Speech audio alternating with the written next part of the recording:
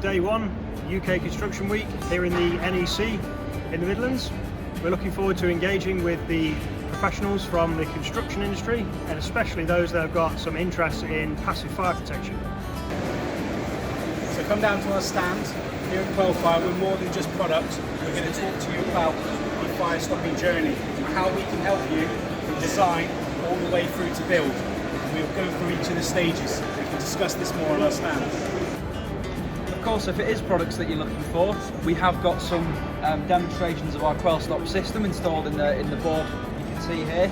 So if you stop by the stand, we'd be happy to discuss the system, including the QuellStop fire mat, the HPE sealant, intumescent wrap, fire collars, all those components that make up that system.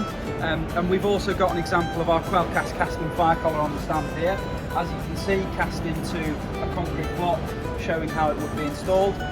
This is of particular interest normally to main contractors and concrete frame contractors, so particularly relevant for the UK Construction Week we're at today.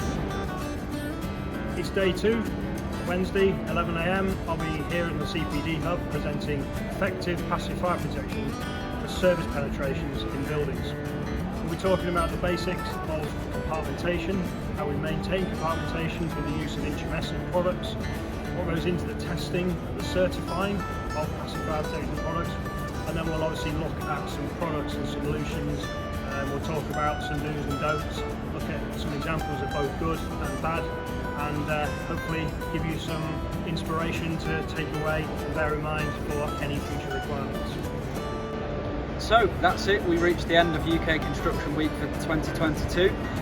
It's been a good show, connecting and meeting with a lot of people, including main contractors, fire stopping contractors, surveyors and consultants. Thank you to everyone who stopped by the stand, and if you've got any questions or you need more information, feel free to get in touch. We'd be glad to hear from you.